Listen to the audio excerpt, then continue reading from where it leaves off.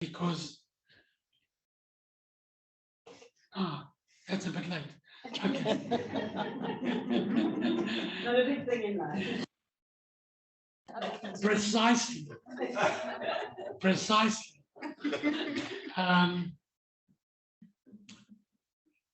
Where was I? So I've got 37 cartoons. My Dolph Fiddler, who we all know, is a fantastic cartoonist. And I published a book myself. Incredible, absolutely incredible. One thing that I did want to mention right up front, which I didn't, apologies, Arnie, but we did speak about it, is that Arnie, for those of you who don't know, has been living for the last 20 years with thyroid cancer, which spread to his lungs. And from time to time, his voice may fluctuate. But Arnie, your voice sounds amazing. I mean, so if anyone can't hear, we can defer that to questions to the end. So sorry, I didn't say that from in the beginning, but Arnie, I want to talk a little bit about your early life, because you came from a very conservative, humble background, a very loving background. And yeah, I want you to talk us through a little bit about some of the issues that you had. You speak about in your early life, your issues with your weight. You don't look as though you've got weight issues to me, but you talk about it through many of the chapters. And in your early life, there were some issues that you had. Can you take us through your early part of your life? Well, I mean, it was pretty simple. I was quite obese, which was challenging, because I loved sports. I loved cricket and soccer and stuff. I was often run out. But I then went through a religious phase for 3 years, and I went off that. But I was an extremely late developer, and that was problematic. And then I used to have some of these girlfriends. See, my friend Eddie Katz is there. He knows of some of them. And in those days, you took out girls here and there.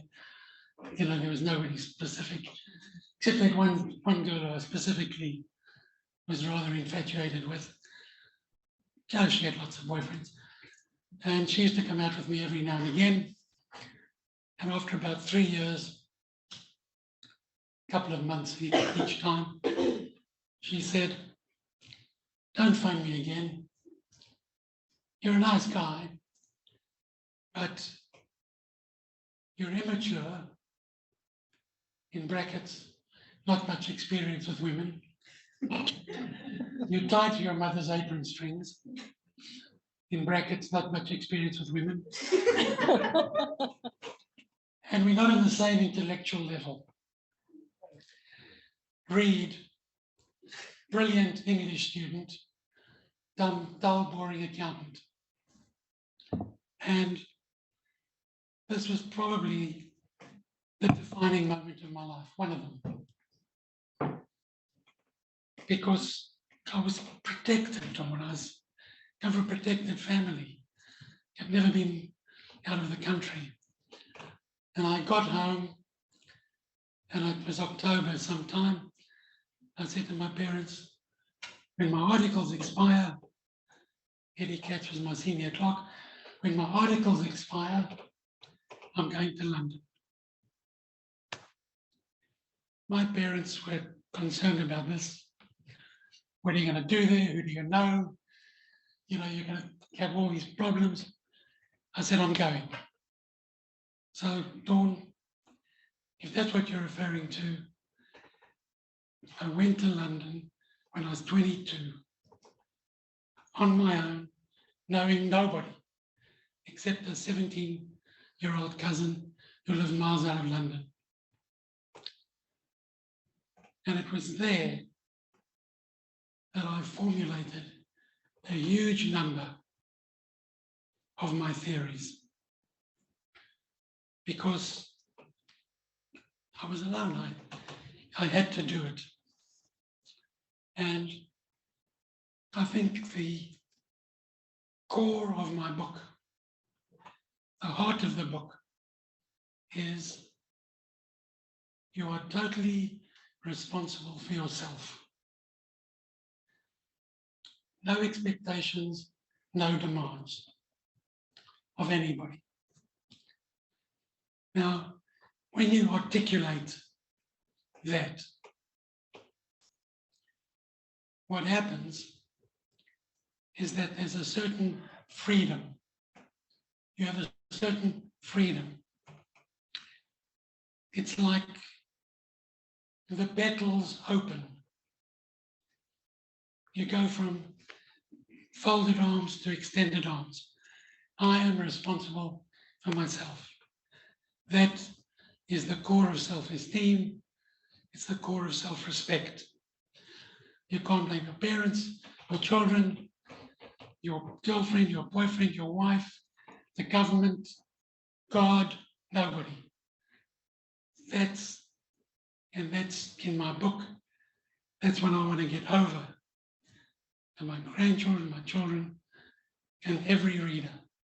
That's the core. Absolutely, Arnie. And I just want to touch on you mentioned right in the beginning of your book, a three-legged table: love, money, and health. Yeah. And love certainly you've had that in abundance. You speak about Ronnie, your beautiful wife, for 48 years, and your children and your grandchildren. So I think love, for you've been surrounded and you give so much love. I can feel how much love you give and how much love, when I'm in your presence, you exude. But the money and the health, I think those two issues haven't always been kind to you, and they haven't been kind to you. And I'd like you to take us through maybe the three legs, because it'll tell us a lot about what's in the book. So love, I mean, I think that one you've ticked all the boxes there, but maybe just take us through the three legs. Well, I find most people's problems have got to do with love, money, or health. And love, by the way, doesn't have to be romantic love. Love of a friend, a family, even love of God, community. What's the point of having all the love in the world if you've got no money? Or all the money in the world if you've got bad health, or you've got no love? Or all the health in the world. You can do the Iron Man, but you've got no love or money. So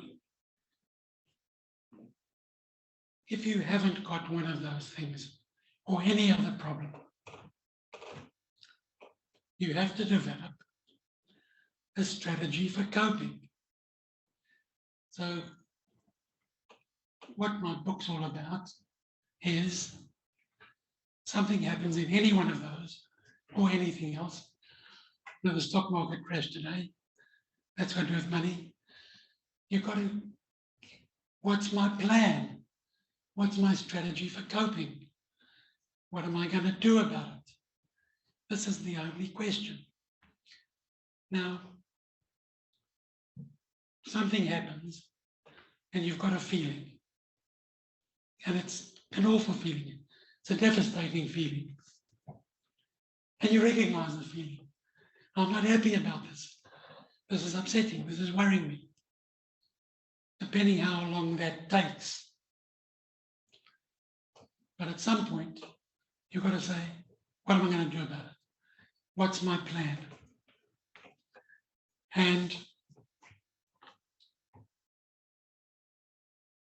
one of the cornerstones of my book is how you make the plan. And how I made all my plans. There were times I had no money, and even when I had serious pain, when I had radiotherapy, you write things down. What's the problem? What do I want to achieve? What's the reality on the ground? What are my options? and you write them all down. Now Doris is here, one of my mentees. She will tell you, she came to see me. She was in a terrible state. I quote her in my book. Michael as well. I said, okay, you write down everything that's troubling you, and I'll see you in 2 weeks. And you can, the act of writing it down takes all these ghosts in your head, fears, worries. What am I going to do? What will he say? What will she say? What if this? All in your head. You write it down. It's concrete. You can see it. When you make your list of options, the path becomes clear. My religious period is not wasted because it's like a pillar of fire at night or a pillar of cloud at day. You write it down and that shows you the answer. The act of writing it down, you go from anxiety to action. You go from procrastination to progress. You go from fear of failure to the desire for success. And all that I learned from the problems I had. The greatest growth, of course, comes from the greatest problems. My obesity, my not much experience with women, my having no money, when I had my cancer. Maybe I'll share with you what I wrote down. Please. So I had this terrible pain from the radiotherapy. So I wrote down my strategy for coping. Heading, strategy for coping. Number 1, count my blessings. Now, something happens to you and someone says, count your blessings. You want to murder them, right? When you say to yourself, count your blessings, it's powerful. Because when you're focusing on what you've got, you're not focusing on the pain. Number 2, don't moan or complain or wallow in self-pity. Because all that does is it makes the person you're complaining to feel helpless. They don't know what to do.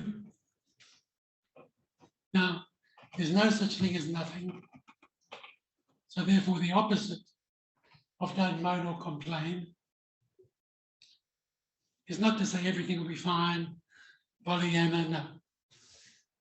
It's just to speak in a more measured tone of voice.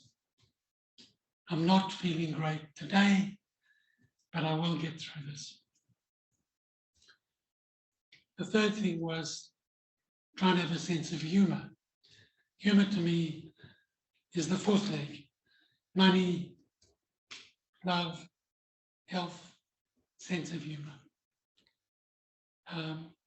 When I couldn't speak, I used to say, when I had all these business meetings, don't let the softness of my voice detract from the seriousness of my purpose.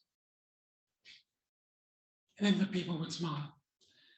I used to wear these brightly colored shirts, like this thing, this chair. And I'd say the loudness of my shirt compensates for the softness of my voice. And I used to, as awful as I was feeling, I used to listen to a box set of a BBC radio program well, I'm sorry, I haven't a clue. You just laugh. When you're laughing, it takes away the pain. The other one was I listened to inspirational tapes like Louise Hay. If you're religious, that might help you too. And I had a mantra. And I'd look in the mirror, it's all in the book. My friend gave it to me. I'd say, you look in the mirror. I love you exactly as you are. I care for you in this difficult time. I am strong. I will get through this. And when I said I love you, an interesting thing happened. I felt loving like a parent hugs a child. And I felt like the child being loved. And that was very powerful. And in this difficult time, yeah, it's a difficult time. Not everything will be okay. I am strong. I will get through this. That was for determination and for grit. I can do this. So those were my strategies for coping, but I only got to them by writing it down. Such a simple but powerful tool that, and I know myself and Les, my partner, and anyone that's been on any of our programs, we say, write it down. And, you know, today, I think in the digital world, people might find that quite old-fashioned, but I promise you, Arnie, I'm with you. It really, really, really works. It's very powerful. But Arnie, I just want to quote something, and then I'll go on to the next question. When you describe money in the chapter of money, you say, when I was young, I thought money was the most important thing. Now that I'm old, you're not old, now that I'm older, let's change that. Now that I'm older, I know that it is. Yes, Oscar Wilde, or was it Oscar Wilde? Yeah, yeah. Well, you know, money's, what do you do without money? You can't survive. You know, and money is a good job. Think of COVID, when everybody lost their jobs. It was devastating. You know, what's more harmful or debilitating than poverty? Almost nothing. Arnie, I'm going to move on now to some of the revelations and the defining moments that you've had in your life. And I want to mention two specifically for me that stood out in your book. You mentioned that when you were living in the UK, you were in a restaurant and Bjorn Borg, the famous tennis player, walked in with his wife and his family and his coach. And that had a profound change in your mind and shifted the way you thought about things. Maybe talk about that, because it was a very powerful moment for you. When I saw Bjorn Borg's coach, I got like a cold feeling over my body. And I was with a friend. I said, do you realize the best in the world has got a coach? I said, what about us? You know, we need a coach. And I changed my management style because you still have to have some control.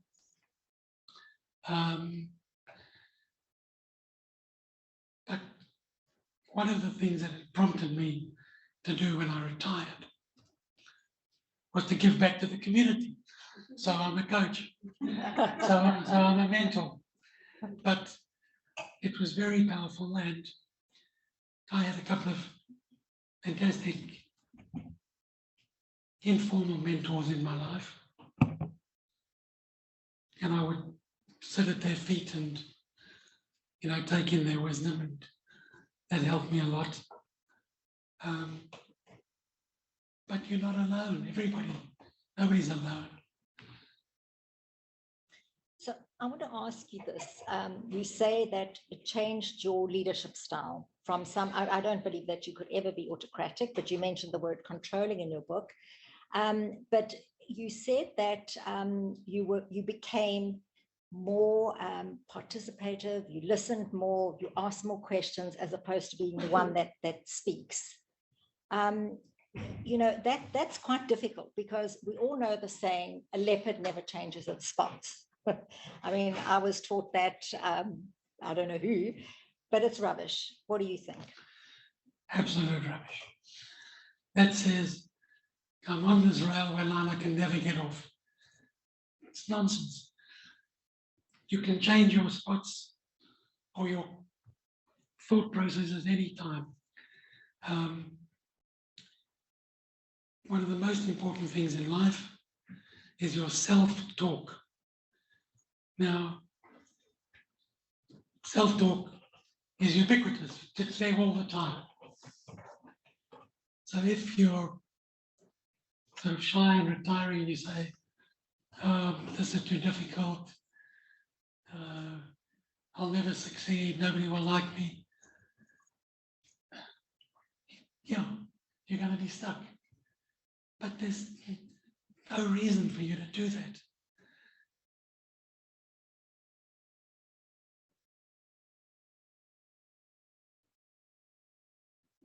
Even my own strategy for coping with my cancer had to do with self-talk. You know, I was miserable, I was terrible, I was complaining. If I couldn't change that, I would still be complaining today. So, any point of view in, or myself included, because I still do it, by the way. What's my self-talk? What am I going to do about it? Let me give you an example.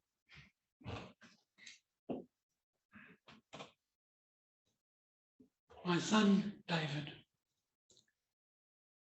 it's in the book. In Joburg, they had a thing called the mini council. And David thought he was going to be the mini mayor.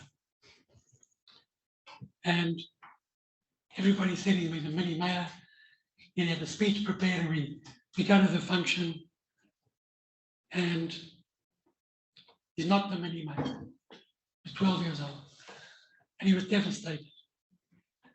And he was tearful and everything.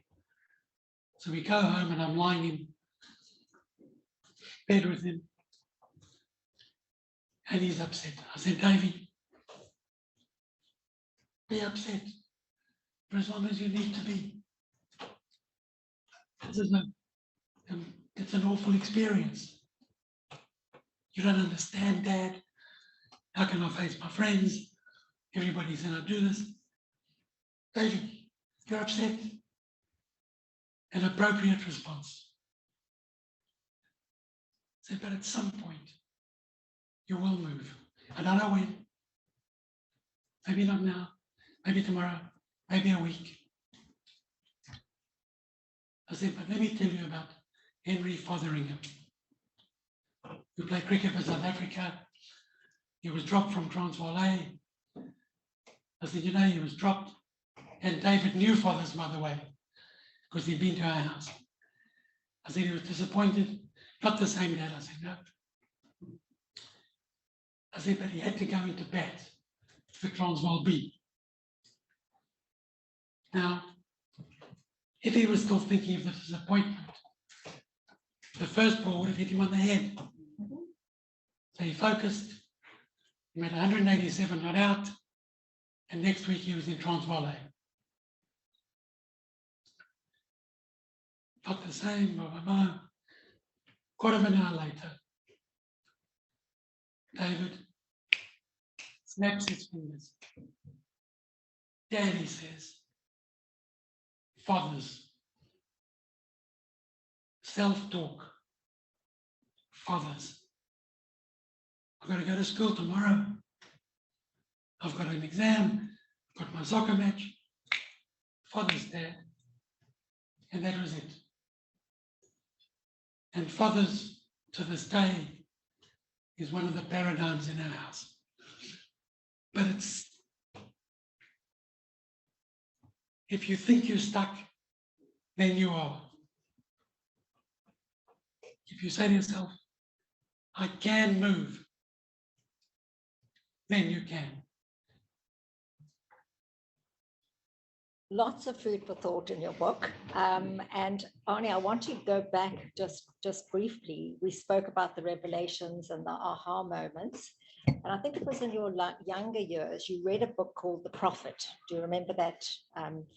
And you quote in here that this was a very, very profound and turning point in your life. You read, "Beware the cripple who hates dancers." Tell us about that. Dawn, as I sit here now and I see myself lying on my bed and I read this statement. I'm about 18, fairly obese, losing a bit of weight, not much experience with women.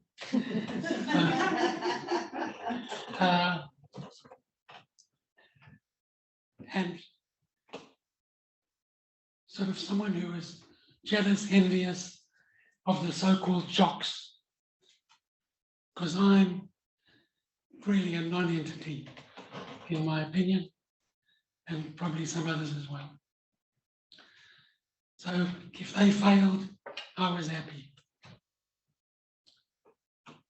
And I read this, and I got up off my bed, I'm telling you now. And I hit my head like this. And I said, my God, I'm the cripple who hates dancers. And I thought, okay, what am I going to do about this? Because the energy is so negative. You know, you're with people, they have even some small success, and you're jealous, envious, you're closed in yourself. So I changed my spots. Brilliant. And Arnie, you speak about writing things down, Yeah. but the other thing, and it certainly, it really has, and in fact, I did it with you the other day when I sent you an email. You talk a lot about, you know, if somebody is going through a crisis or a celebration, you know, whether it's a colleague or a business associate, you've always written them a little note. To the extent of when you were living in the UK, the late Rabbi Jonathan Sachs, the chief rabbi of the UK, who had been through a difficult time and he was getting a bit of flack from the community, and you hadn't met him and you wrote him a letter. I love that story because he then recognized you, and maybe you tell us the story, because for me it was really a great part of the book. Dawn, I will come back to that. I just want to finish about the cripple who hates dancers. Please do. Because when you go from envy to admiration, because what you're envious, if you're envious of something, they've got something you want. But when you do that, you free yourself. You know, you just become so much more expansive. When you say to somebody, well done, congratulations, I'm proud of you, they feel good and you feel good. And there are lots and lots of reasons to have relationships. But to me, the most important one is when somebody makes you feel good about yourself and you make them feel good about themselves. So what happened was, with the so-called jocks, I was able to congratulate them. I was able to actually rejoice in their success, which made me so much of a nicer person. And, you know, made people want to seek me out more instead of brushing me off. the letter to Jonathan Sacks is fascinating because it's in writing. And when you see something in writing, it's got energy. And it creates an energy in the person and in you when you write the letter. So Jonathan Sacks, I heard him speak at a rally for Israel in Trafalgar Square. And the theme of his talk was, Israel, I'm proud of you. You took the desert, you made it bloom. Israel, I'm proud of you. You survived 5 wars. Israel, I'm proud of you. So I wrote him a letter. I didn't know him, mother. I said, Jonathan Sacks, I'm proud of you.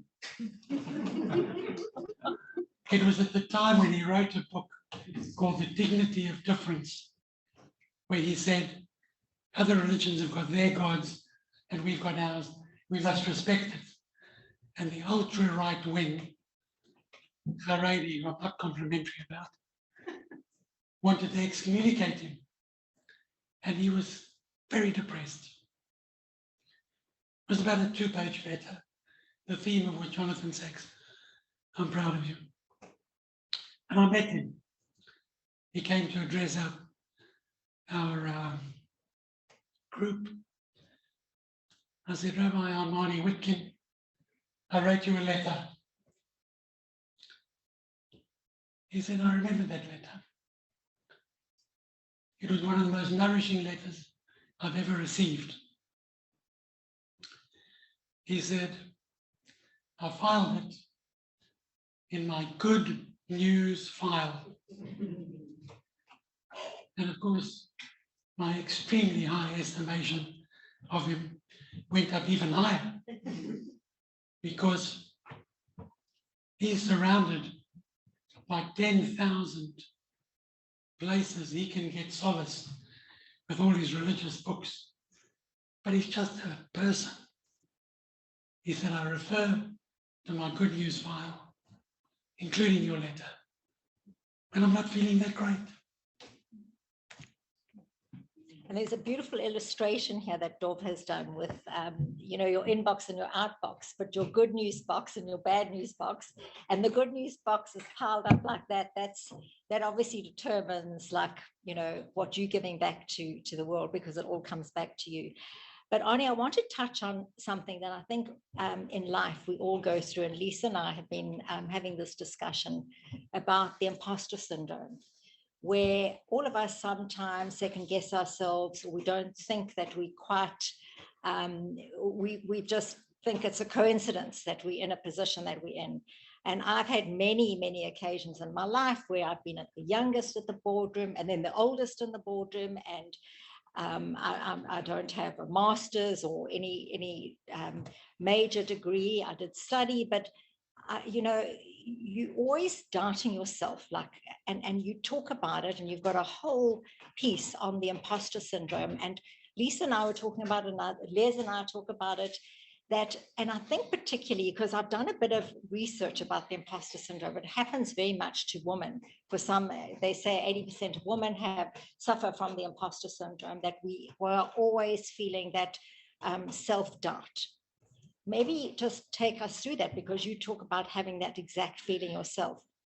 Well, Dawn, when I think of Anthony Robbins, Simon Sinek, Adam Grant,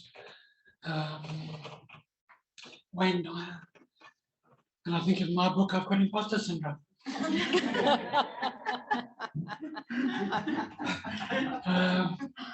And basically, I've had imposter syndrome my entire life. But it's got to do with Fiddler on the Roof. The tailor Mottle Camsoil wants to marry Zytel. So he goes to Tevye and he says, I want to marry your daughter. against tradition, right? It's got to be a shidduch. Devian says, but you're only a poor tailor. He says, yes, but even a poor tailor is entitled to happiness. Now, I got 98% for a maths test, and my father said, where's the other 2%? That's imposter syndrome. The truth is, you're much better than you think you are. And you're as entitled as anybody to be there.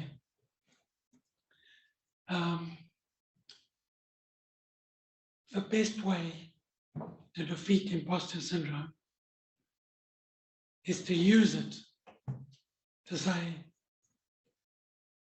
I'd better do the best I can. I better prepare harder. I better show them I can do it. To do a good job is how you overcome it. But the important thing is to believe in yourself. A quiet self-belief, not an arrogance. Acceptance of yourself. This is me. I'm entitled to be here. I'm going to do my best. What have I got to lose? Very big in imposter syndrome. You know, you can write it down, but there's no such thing as nothing. Your action is your decision. So you can come along and you can say, you know, I'm not good enough for this. And that's your action. Then what are you doing there? You may as well get out of it. If you're there, be there. Try harder. Do more research. But I can promise you, live. I don't say get rid of it. I don't say get over it. I say get on with it. Get on with life. Something terrible happens to you. Somebody says, oh, get over it. Keep it in a compartment, but get on with life. And yeah, we all have it, Dawn. Can we live with it? Exactly. Can we still succeed? Exactly. And on that word succeed, I want to talk a little bit about success, because I think it's one of the reasons that we're all here today. It's something that we all have in common. We all want to be successful. And success comes with a lot of hard work. In fact, I was reading something the other day. The only place that success comes before work is in the dictionary. But I want to talk about you talk about success being the best version of you, being the best you can be. What is success to you, and how have you measured your success in the past? That's a terribly interesting question. And I was kind of thinking about it tonight. You know, what is the value of your life? How do you measure success? To me, success is a multitude of small successes at various times. You know, my book doesn't sell many copies, by the way. But do I think it's a success? I think it's a fantastic success, because it's moved a lot of people. You know, they've done something different. Success is achieving your goals. Can I thought to myself, what do I want out of life? And I decided, just today, by the way, It's to learn and to grow. That's what I want.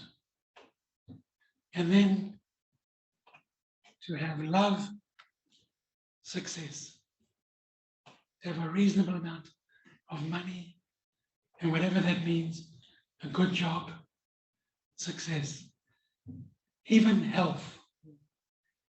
I think I'm the luckiest guy in the world. I've survived 20 years of cancer. That's lucky. And I'm lucky because apart from small periods, I've never had pain. So, okay. I feel fine. I mean, I play golf 3 times a week. Everything must be fine.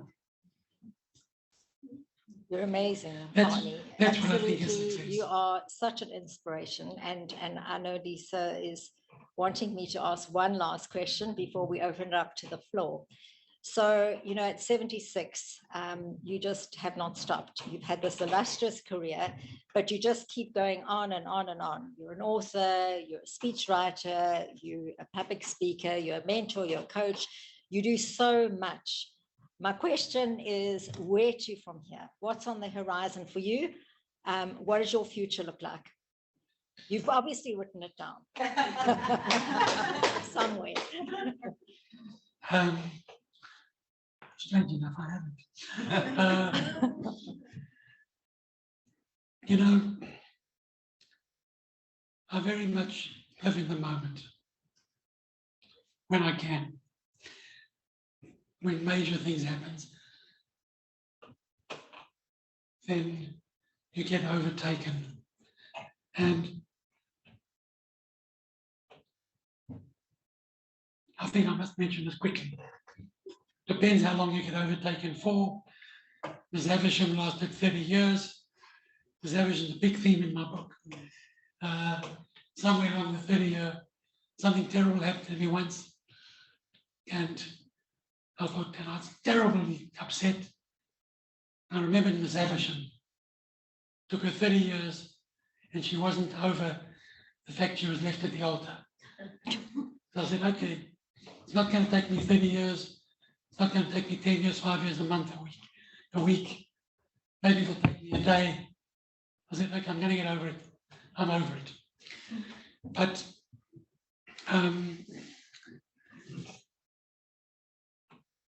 I'm motivated by learning and growing, by doing things as best I can, even golf. I don't take golf that seriously, thank God. I'd kill myself. But I take it seriously enough to enjoy it. If you do something 3 times a week, it must be important.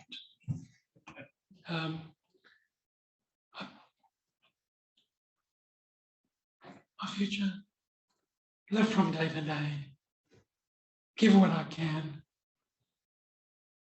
you know, help people, do my mentoring, try and make some money on the stock market, enjoy the company of my friends and family. And what more could you want? What At more the could- age of 76, you are such an inspiration. What more could I want more? Exactly. And I urge all of you to read Arnie's book. I mean, there's just, I mean, you can see my notes in here. And Arnie, thank you so much for giving us this gift of your book. And, you know, the most amazing thing of the gift of a book is that you can open the gift every single day, not like other gifts that you get. So really, thanks for this gift. And I would really like now to hand over to Ryan. It's been such a great pleasure. I could have carried on. I've got loads more questions, but we'll leave that for a coffee day. I'd like to call on Ryan. Ryan, maybe there are some questions that have come up, or maybe people in the audience would like to ask questions. But really, from my side, thank you so much. It's been such a great honor. Thank you, Dawn. You're amazing.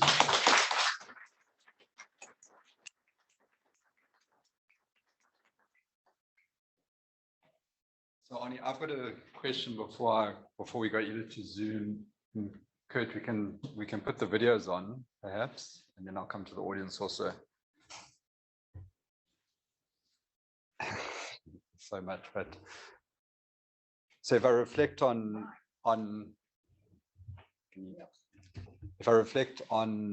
just for us at Deloitte, for example, and the world we find ourselves in, and I mean, you speak about your articles with yes, but with what's his name that's on the Cats on the line? Eddie Katz, there we go. I mean, the world is fundamentally different. And I mean, just if I reflect on the people we see coming through and what's supposedly in inverted commas important to them and what they focus on and the image and social media. And I mean, I probably don't need to tell you because you see it through everything you experience.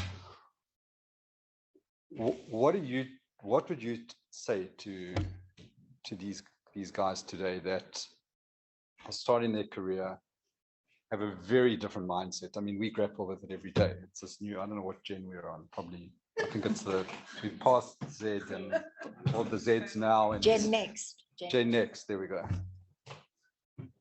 What would you say to them? Well, social media, metaverse, sexting, cyberbullying, pornography. These are serious challenges for young people. But behind all of that, they are people, they're human beings who still want connection, still want success, still want to do well. And those principles never change. So one of the things I wrote down in 1966, when I was going through my transformation,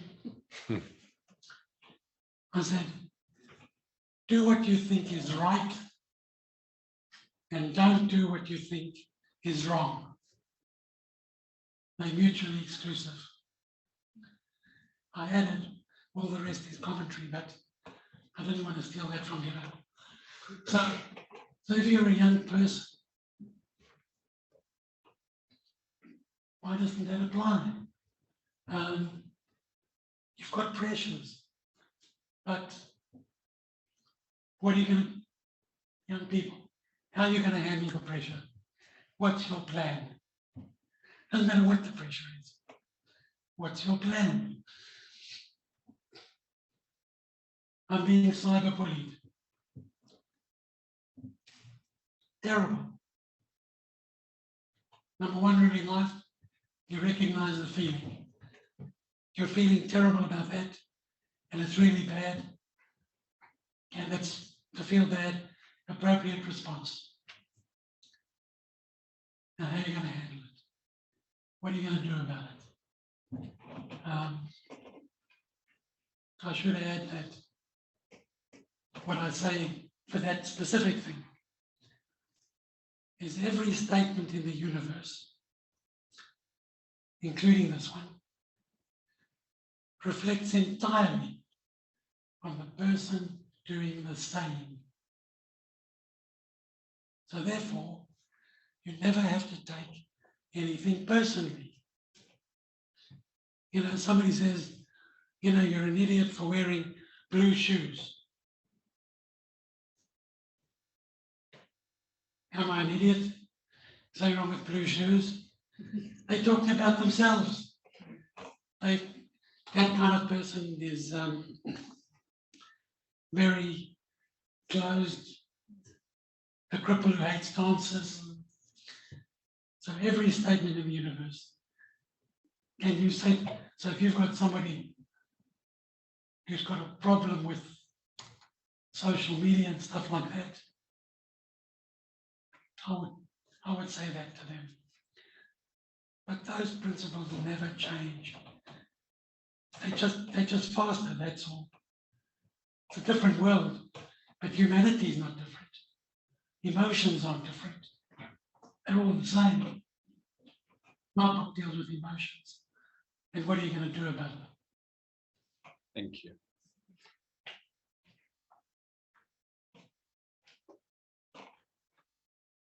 Hi, Arnie. I am probably not quite, what did you call it, Generation Next, but you could say I'm a millennial. And I'm curious because I've been in the working world for 5 years. I took a very kind of expected route, lawyer, did my articles as well, one of the bigger corporates, and then realized this isn't for me. But to be honest, I've changed careers 3 times in 5 years. And this is what a lot of millennials are finding. I'm getting pressure to say, oh, there you are doing another thing. So my question maybe to you is, when is enough enough? Do you think that one must master one thing? Is there and I've come to see it as something that is actually my strength, is knowing and being, at least have some kind of knowledge of many industries and being able to network in many spaces. But when is optionality not a good thing? And when must you focus? And do you still believe that focusing on one career is the way to go in the world today? Okay, I can't absolutely answer that. And I'll never give advice. But my definition of inner conflict is when your body and your mind aren't in the same place. Your body's in this job, your mind's in that job. So to overcome the conflict, you've either got to move your body to that job or forget about that job and focus on this job.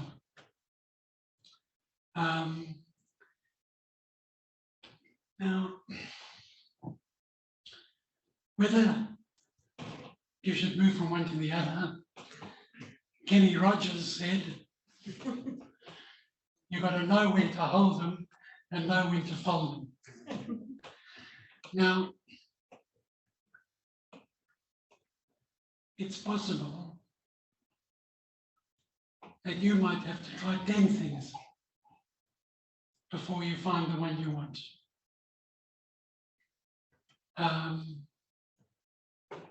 I don't know the answer, but what I would say to you is write down. Current job, what do I want to go to? Now, there's no such thing as nothing. You've heard me say that before. Your action is your decision.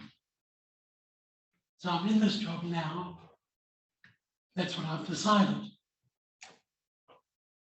And if I'm in it, I may as well be present. I may as well give it everything I can. If I'm not happy doing it, write down, what am I going to do? Sitting on the beach is not doing nothing. It's sitting on the beach. And my guess is, when you see it in black and white, the pillar of cloud and the pillar of fire, you'll know the answer. But there's no answer for me to give you. Shall I change from this to that?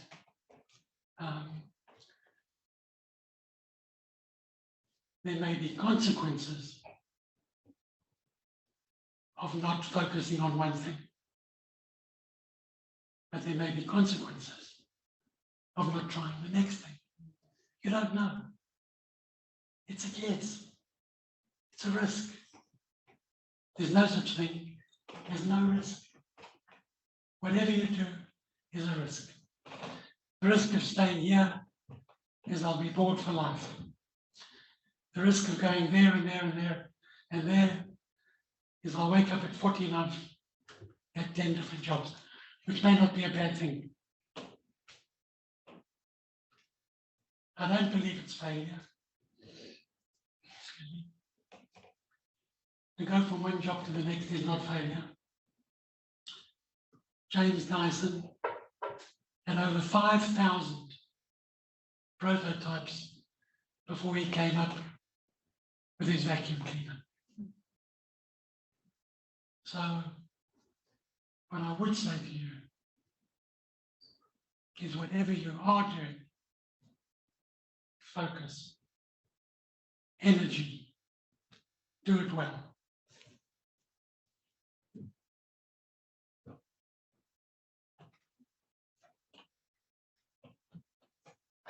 Hi, Arnie.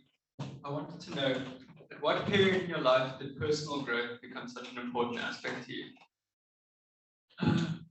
Probably when I wasn't having much experience with women. I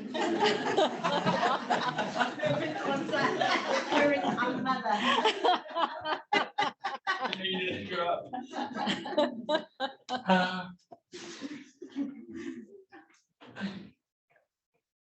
You know, ever since I was quite a young person, kind of theories and philosophies and writing things down. You know, poor Eddie Katz has been the recipient of some of my philosophies. I would say it started probably when I was 12 years old or less. I mean, I was aware of how can I better myself. But the real growth came when I severed the umbilical cord, went to London, was determined. My father organized 3 jobs for me, 3 interviews. I went to all 3. I turned them all down. I was offered 3 jobs. I won't be tied to my mother's apron strings. That's the real growth when I was 22, but it hasn't stopped. Hi, Arnie. Thank you for sharing your wisdom. As you've been talking, what's just ringing true to me is the concept of growth mindsets. I'm not sure if it sounds like you've read the book.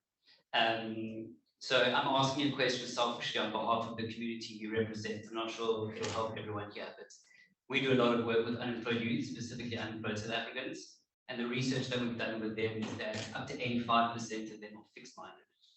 So they're exactly on the opposite spectrum of where we need it to be. So what we're trying to work out is how can we help young South Africans grow their mindset, to put them in a position where they see failure as a learning as opposed to an endpoint, and they see constructive criticism as opposed to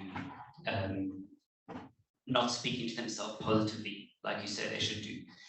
So I will read your book, but if you could give us your most important fundamental strategy for coping, if you could send that message to 8 million unemployed South Africans, one thing that they could do either every day, every week, every month, whatever that may be, what would that be? I am totally responsible for myself. I can't have expectations or demands of anybody. What am I going to do about my situation? Added to that, who can help me? So I might be responsible for myself, but I can ask for help. I'm responsible for asking for help.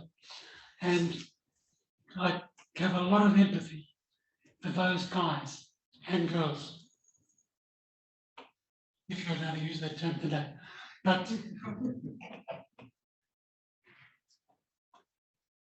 that's the message, if it was me, that I would be giving to them. What are you going to do about your situation? What skills can you get? Where are they available? Do I know anybody who can give them some kind of employment? Some kind of apprenticeship? But they've got to know the one thing you asked, because there are hundreds. That's the one. Is there one last? You got Mine's a, I can hear you. mine's much more of a romantic question. What happened to the girl who sent you that note? It's in the book. Andrea Turner. It's in the book. It's got a beautiful ending. I was hoping she became your wife. Leslie, she didn't send me a note. She told me. Well, it's very interesting because about 5 years after that particular event, I met up with her.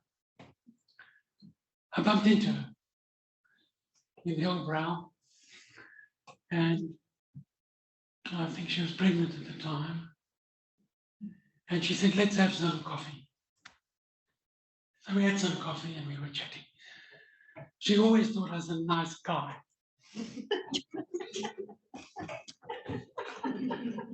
But who wants to go out with just a nice guy? So we're chatting. And she knew I played squash.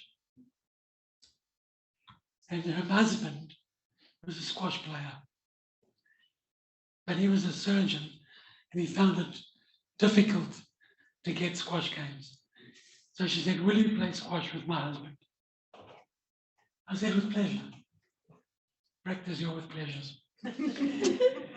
So I went to their house for dinner.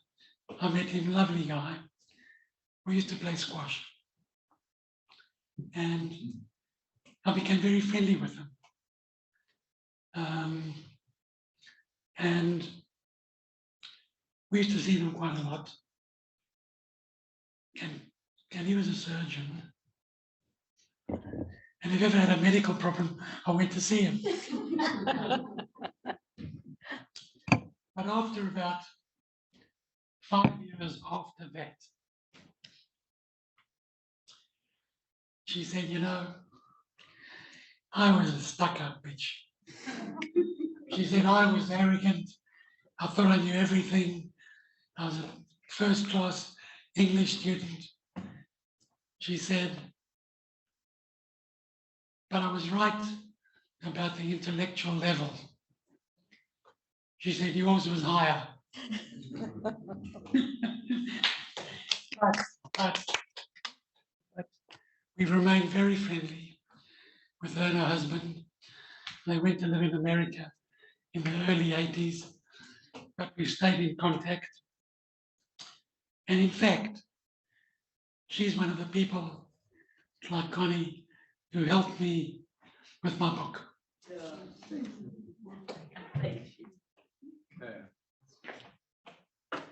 Arnie, just for your benefit, there's two, I think I'm just going to refer to two comments on the chat. The one is from Jodie Brenner. It's so great to see you. Thanks for inviting me, your New York City bridge opponent who has no chance when we play. That's true.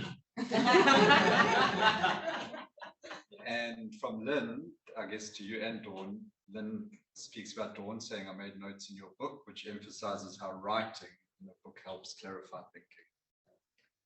So, Arnie, I mean, thank you.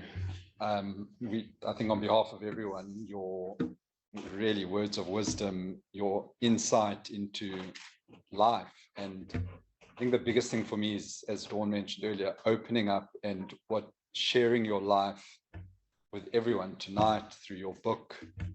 And I think the impact that you make, and, you know, one of our key fundamentals is making an impact that matters, which I think is what you do on a daily basis, what you've done through your book and how many people you've helped. So I think thank you on behalf of everyone for joining us this evening and sharing what you've shared.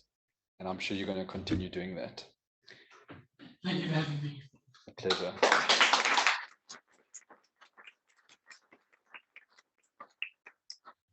Dawn, thank you as always for joining us, for giving of your time and of yourself as you do to ORT, to the community, in everything you do. I don't think we could have had a better host for Arnie this evening. It was evident how prepared you were, your references, the book. I mean, I think you were fantastic. So thank you. Thank you so much. It's a pleasure. And thank you everyone for joining us. There's drinks outside. As Lisa says, we encourage you to please network and stay. You're not chased away.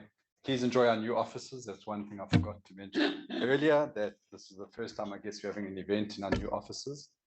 For those of you that are all green-minded and make an impact on the earth and sustainability, you can go and read all up about the building, but it's a 6-star green rated. There's plastic bottles that were sourced from all over Cape Town that form the basis of all these floors in between. I mean, it's a living, breathing on its own building. There's internal air chimneys. I'm not an engineer, I can't tell you, but what I can tell you is it was a fundamental shift. I think the greenest building in Africa. So enjoy the building. Yeah, please Brian, stay around. Yes. I just want to say that please buy the book for the sake of what. Sorry, yes. And please, so there is snap scans. There's snap scan. And it's only 150 rand. It's 150 rand. And as Lisa mentioned, all proceeds go to ORT. So it's all been donated. I suppose if you need a section, something certificate, maybe there's a way to find it. The tax year ends on Monday, but maybe I can encourage you to donate to ORT. You do get a tax deduction, and as I say, 28th of February is Monday, fully tax deductible. So I can punt to that. And sorry, the last thing was just to mention that we have made a donation in both Arnie and Dawn's name to the Tick for Food Bank on behalf of Deloitte for being here this evening. So thank you. Thank you.